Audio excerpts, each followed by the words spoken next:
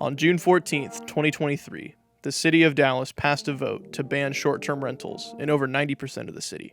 This commissioned rezoning and clarification of usage took almost 4 years to reach a consensus ban. How would you define a short-term rental? Anything that is 30 days or less. I guess it's a place that you pay for by the night, maybe. So short-term rentals in what I work in is anything where somebody is staying for less than 30 days. As a growing metroplex, Dallas-Fort Worth can surely be expected to be influential to other cities in Texas and the rest of the United States. Exploring the details requires input from residents, real estate investors, small businesses, lawyers, and public administrators. People in the space that can fully realize the reasons, strategies, and aftermath. I've been doing real estate investing for over 20 years now. So I own many properties and I rent them out to tenants. So my background is in a property management company, own about 300 rentals, own some short-term rentals. So my background, one, investing in real estate, and of course when short-term rentals first started, then I was really interested in it, but I didn't start managing and then purchasing short-term rental until just about a year and a half ago. Being affected by this ban is Rob Stokes, a small short-term rental owner who rents out spare rooms in his residence. Rob was the first man who I interviewed. He gave me a scope on what is at stake for small business owners. I'm assuming you have been affected by this ban.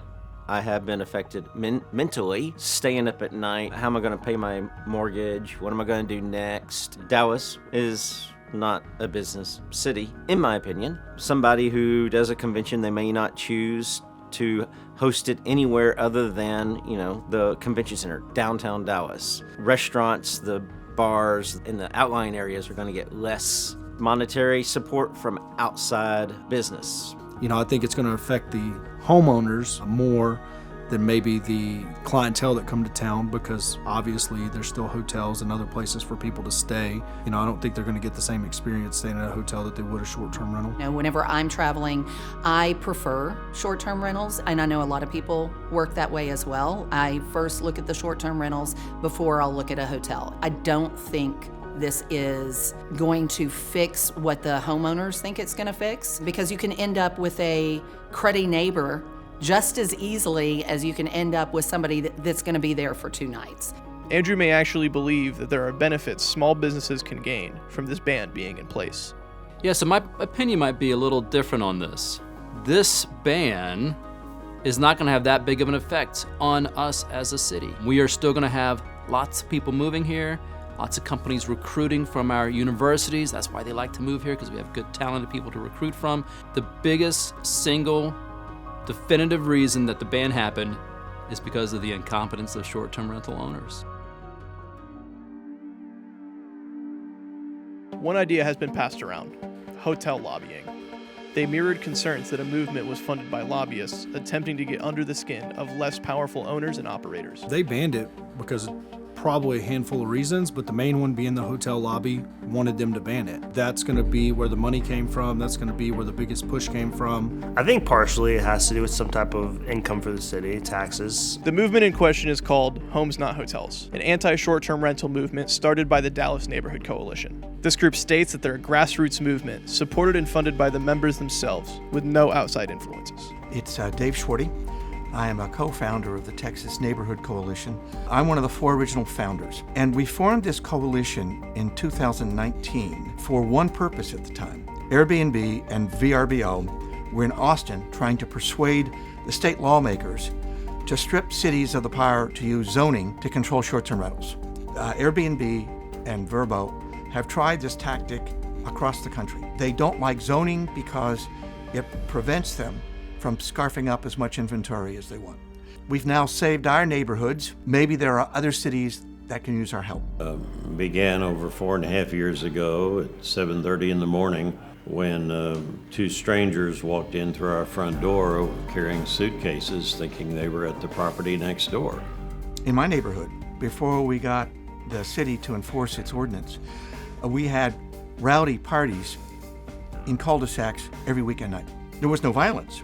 But what a nuisance to have no place in single-family residential neighborhoods. The movement focuses on what they say is building safer neighborhoods, free of transients and potential dangers. A recurring term is neighborhood cohesion, championed by 3 of the associations we interviewed.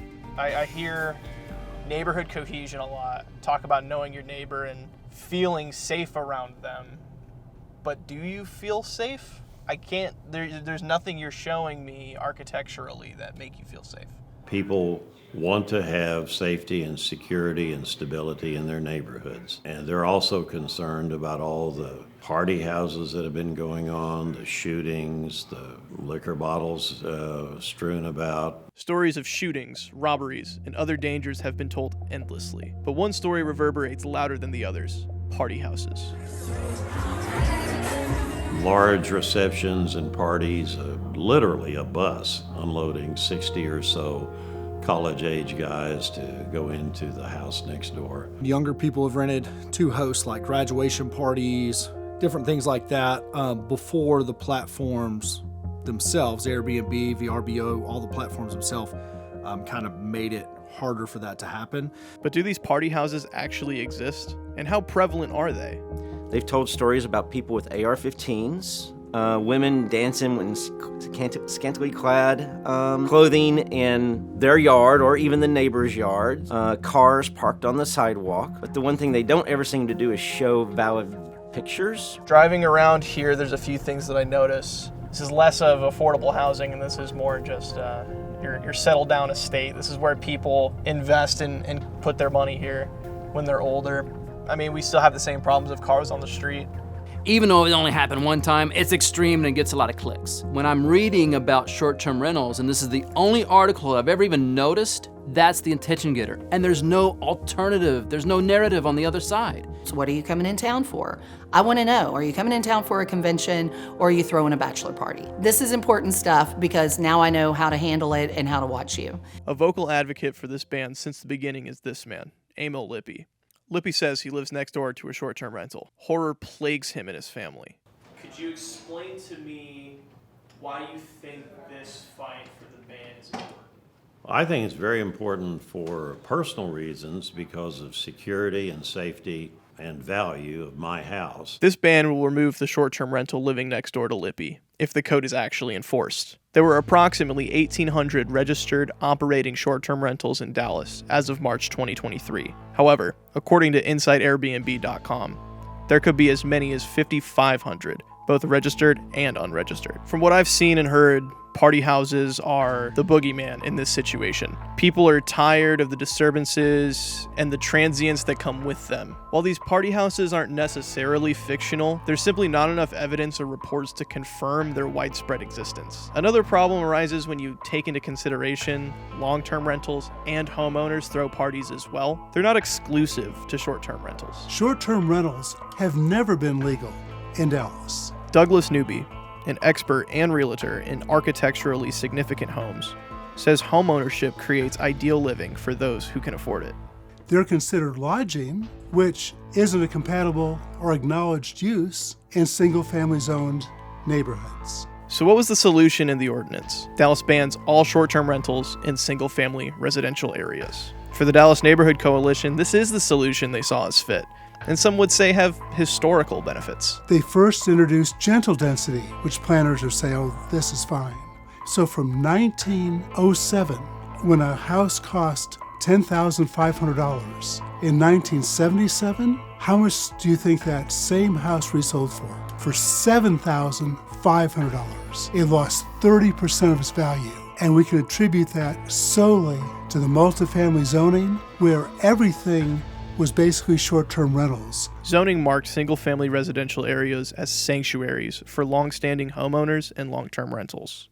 After the single-family zoning came back, the property values went up 100 times.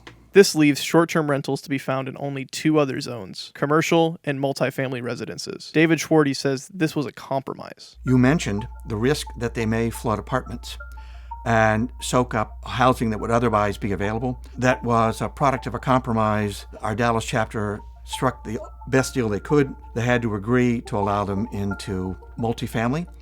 If the movement later is to get them out of multifamily, I can't imagine that the Dallas chapter would be anything but helpful. In Arlington, we ban short-term rentals in almost all single-family neighborhoods.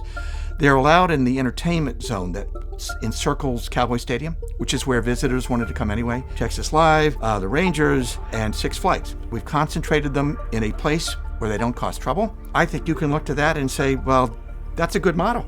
I've been asking the questions about how this may affect people living in those zones. Other journalists and lawyers have weighed in the conversation. It takes more investigation to really see what happens when short-term rentals are limited in their zoning ordinance. They're always concerned about the single-family residential neighborhoods. Yeah. What they don't seem all that concerned about is the implications this can have for multifamily and commercial zones. Multifamily, that's where most of the low-income housing is. That's where a lot of these minority communities are based. Right. That's a whole separate problem. This is at least somewhat based in racial discrimination of some kind. An interesting thing I noticed people talk about was property value. Proponents of the ban suggest that short-term rentals lower home value in single-family residential areas, but having vacant homes in a neighborhood will also devalue their homes. Acknowledging they lower property value also has some weird consequences when they're okay with putting short-term rentals in multifamily zones. Local zoning laws have always subjected the uses to which property can be put. You can't put a vape shop in the house next to me. You can't put a tattoo parlor. You can't put a hotel. Why are you special and you don't have to comply with regulations like that? Is zoning only for the little people? This reminds me of another situation where displacement was common.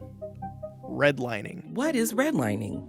Redlining is a discriminatory lending practice denying access to federally backed mortgages and loans to certain communities based on race and ethnicity. So, redlining was an inherently racist policy, and it caused more displacement than what was already occurring. Zoning, in this instance, creates displacement of lower income homes and occupants in favor of short-term rentals.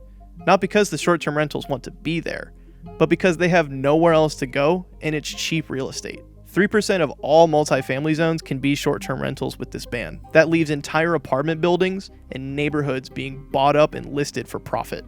This left me thinking, where have I heard this before? Transients and vagrants and crime and nuisances. Nobody wants you to build low-cost housing near their house. People don't want it near them. We got something in this country, you've heard of it, it's called NIMBY, N-I-M-B-Y. Not in my backyard.